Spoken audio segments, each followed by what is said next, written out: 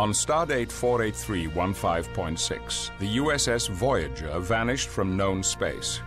It was transported 70,000 light-years across the galaxy and cut off from Starfleet. To protect the ship from the unexplored Delta Quadrant, Chief of Security Tuvok created an elite strike force, the Hazard Team. After 7 years, Captain Janeway found a shortcut home, the Borg Transwarp Hub. Armed with technology from the future, Voyager attacked the Borg Armada and hurtled into an unstable transwarp conduit, heading for the Alpha Quadrant. But the Borg Queen had other plans. A Borg sphere captured Voyager and imprisoned the ship in a dampening field. Lieutenant Alex Monroe and the Hazard Team would have to sabotage the Borg sphere. The Hazard Team would free Voyager's crew or watch them be assimilated. The Borg will not attack you until you prove to be a threat. That should give you time to reach Subjunction 37, where you'll find the 3 dampening field generators. Got it. Let's go. Today, There's too much anti-lepton interference. Just boost the signal. That's dangerous. Commander Tuvok, Hazard Team requests permission to get going. Beam them out.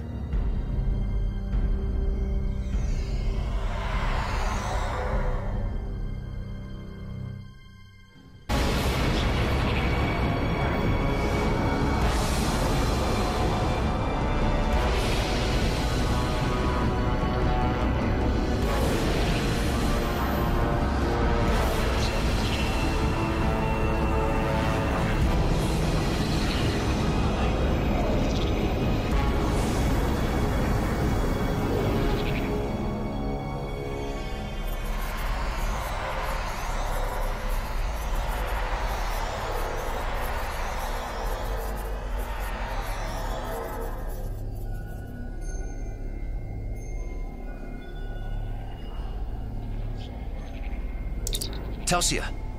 Chell. Monroe to Tuvok. Where's the rest of my team? Chell here. What a rough ride. I think I have transporter shock. Status. The interference must have separated us. We're lucky it didn't... Status, Chell.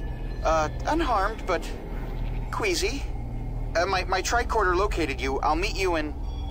Chell, report! Just my luck. Force fields. I'm trapped. We'll find you. Monroe out. Stay close, Jane.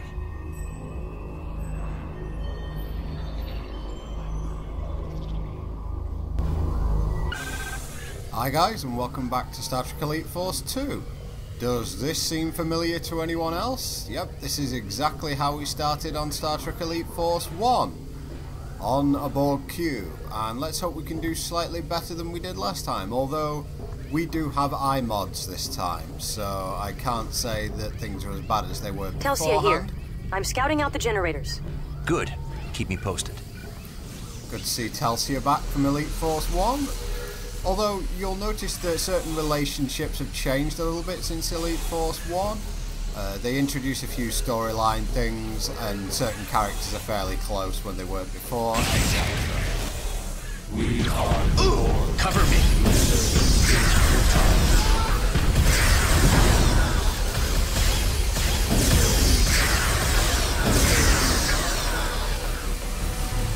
And just like in Elite Force 1, you'll notice that your squad mates aren't exactly useless in this game. They're quite good. They will kill enemies, they're not just there to be damage sponges. And Chang especially there, you'll notice he actually went and just hit one of the Borg with his rifle. So Chang definitely does not mess around in this game. Bit of a gratuitous cutscene there. The other thing that this game boasts is it has a hell of a voice cast. We'll get into it once we start introducing a few more characters, but this game has really quite a who's who of certainly Star Trek guest actors. You'll recognise the vast majority Monroe, of over them. here! I can't modulate this yellow force field from here. Use your tricorder on that control panel. Sadly, Elite Force 2 was the last game, I believe, that was made by Activision when they had the Star Trek license. The force field's down. Thanks. Which was a bit of a shame because they released some really quite good games, and they also had the voice acting, etc., such as Bridge Commander, Armada 2, Starfleet Command 3, Elite Force 1 and 2. Sort of the golden age of Star Trek gaming. There's another one!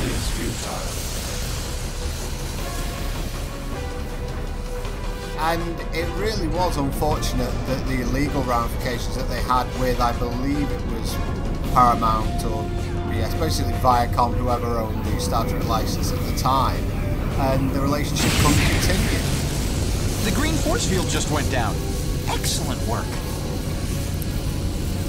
I believe that the overall idea, or one of the reasons why the relationship went so south, was the fact that Activision believed that the Star Trek name had been pretty much irrevocably damaged due to the fact that the movies that were coming out at the time, sort of Insurrection and Nemesis, and with how poor Enterprise was as well, the franchise just did not have the value that it once had. Knocking down a load of rubble to straight on top of my head, that's what I want. And golden starship, because Borg cubes have to have golden starships as well. We've hidden them everywhere.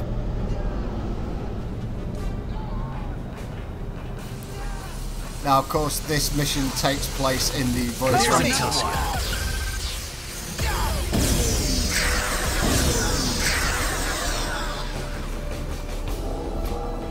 This takes place during the Voyager episode Endgame, which is where the Admiral Janeway from the future has come and made Voyager just about the most badass ship in the entire continuity.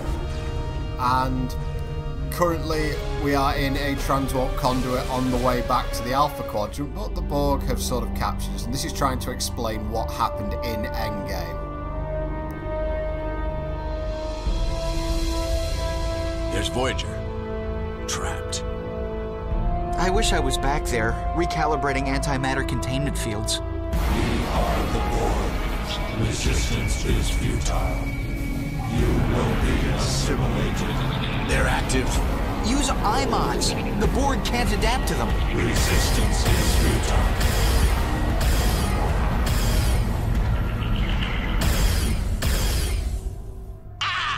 Monroe! Chang! Our iMods. The Borg must be jamming them. The news just gets better and better, doesn't it? Also, the Borg is shooting. You do wonder, with Voyager trapped like it is, you do wonder why the Borg don't just transport like 1,000 drones onto Voyager and assimilate everyone. But I'm guessing that Voyager's futuristic shields are still up at this point. But Monroe to Voyager. The Borg took Chang. Beam him out. His signal is too weak. Find him and eliminate nearby sources of interference, possibly force fields. Understood. Chell, locate Chang. I've sent his location to your tricorder. He's in a maturation chamber for assimilation. Telsia to Monroe. I found a Borg relay node. Accessing the computer system. Good. The Borg took Chang. We'll find you after he's safe. you'd think even then that the Borg would just be able to like send either shuttles or something over to the, you know, just drill into the hull and try and get towards the ship. But apparently not, they're just lazy. So our iMods are jammed at this point, which is pretty rubbish. But we're going to try and get through this as best as we can. But they've obviously done that iMod jammer just so that you don't just go around shooting up the place. It makes the level a little bit too easy. Now we've got to think for ourselves a little bit here.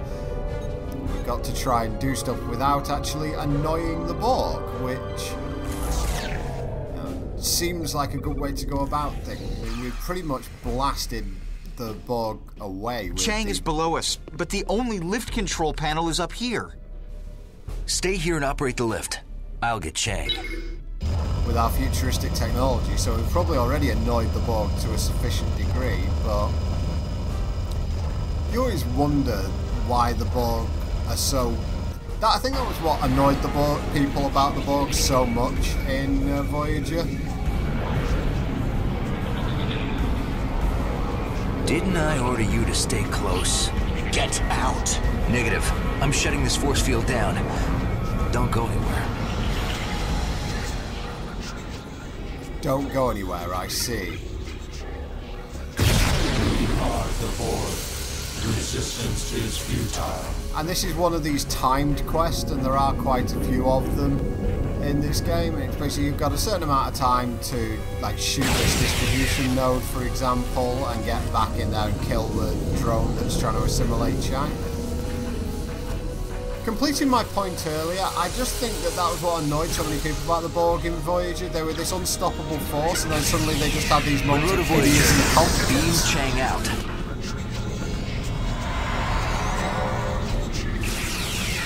Not good. Please don't adapt. Please don't adapt. I'm gonna have to do a lot of running at this point. No, they're not adapted yet. Good. Got away with that one. I got turned round quite a bit, I have to admit. But as you can see, structure integrity field on the tricorder shows me this wall's busted, and Golden Starship it is, I believe, in here. Yep, there we go. And also a distribution node. Monroe, there's a force field up here we'll need to get through. My scans indicate the power source is on your level. Of course it's on my level. Where else would it be? So, I think it really shook quite a few people up with the fact that the Borg just suddenly turned in from this collective consciousness, which pretty much will never make a mistake due to the fact that it has a collective consciousness. You know, you've got trillions of individuals working at once, so it's very unlikely they're going to make any sort of real grievous error. And then all of a sudden they're changed to this collective consciousness, which is more of a hindrance than anything else because they can't think as individuals, and therefore it's shown that they have very limited actual capability of figuring things out for themselves without assimilation, whereas you'd think that having the amount of individual minds they have available to themselves, that would surely mean that they have more. That knocked out the force field up here.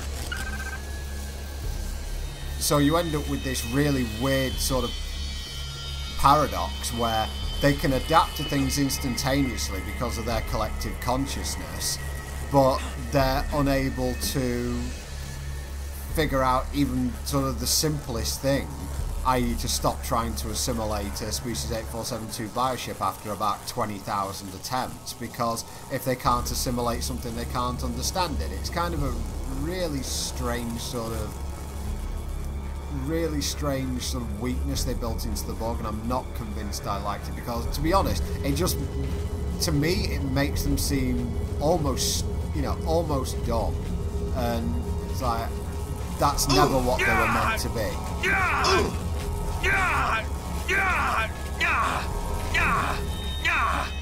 Speaking of dumb, all for the Golden Starships, and there's one hidden under here. You probably saw it rotating. There we go.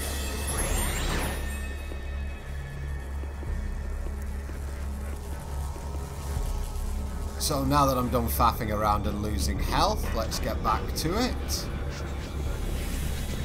Let's try and find that, let's try and locate and meet up with Telsia, who are obviously... Okay, Chell. Yes, sir. Who we're obviously calling by first name here rather than Ensign Chang is safe. Locate Ensign Murphy and complete your primary objective. Although then again, I think Monroe always called her by her first name, sort of implying that they're Nice job, Monroe. Let's go find Telsia. more friendly than you would anticipate two officers being. But hey ho. Of course, it was one of those things where Telsia would come on to you in the first game even if you were female. So, Star Trek being ahead of the game as it usually is.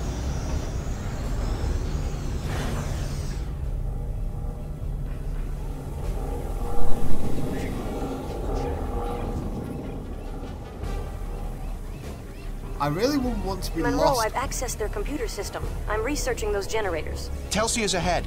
You can kind of tell this. It's just trying to get around to it.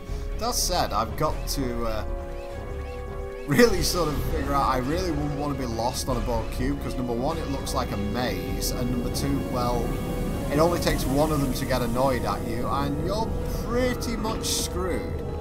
I'd never sort of split up on a Borg cube. I don't see what the reasoning behind it is. I mean, the ship's massive, to be honest, so maybe you do have to split up. Telsey. Can you disable this force field? I don't see a way. I'm retrieving the location of the generators. This can't be good. She's There's trapped another in one. there. Monroe, blast the distribution node. Back off. I love how she's giving it sap mouth anyway. And again, this is one that I failed first time because finding this distribution node is pretty rough if you don't know where you're looking for it. Monroe, There were more than a couple of things that I failed first time on this game, but thanks to the magic of editing, you won't see a lot of them.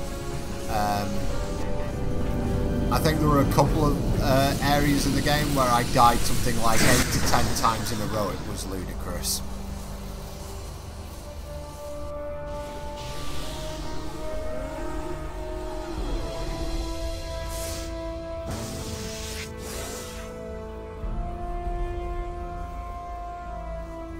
Thanks, Monroe. I've found the dampening field generators. They're up in subjunction 37 near the Borg central plexus. Good job. They beamed in right after I decrypted data about new drone technology. That must be some important data. They didn't beam in even when we were shooting up the place. That means they classified us as a threat. This just got messy. We need to get on the lift to subjunction 37. I fed the location to your tricorder. I can't really get over how much better Elite Force 2 looks than Elite Force 1.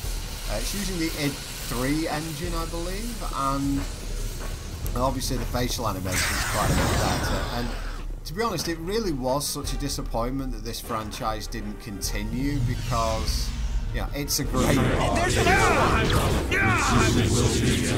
one!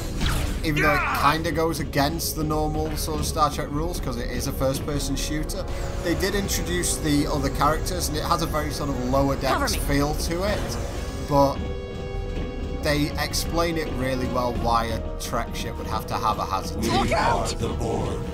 Resistance is futile.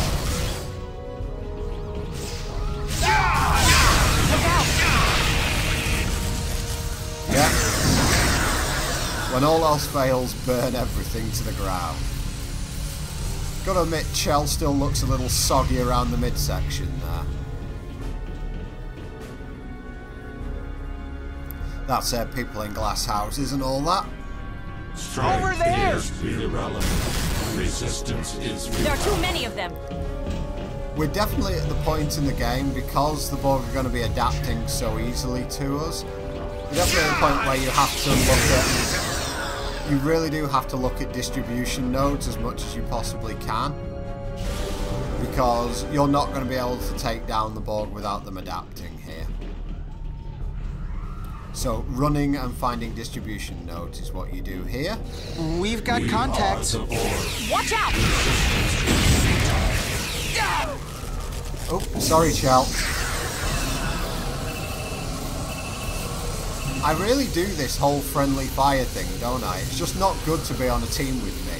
What I would recommend for anyone who's my teammate in sort of any game, be it a space simulation fighter or be it a first-person shooter, don't go in front of me, because I'm sort of all-out attack. So just don't stand in front of me. Things will go badly. Look out! Resistance is futile. What did I say about not standing in front of me, Chell? Yeah, this sucks. Running time. Run, run, run, run, run.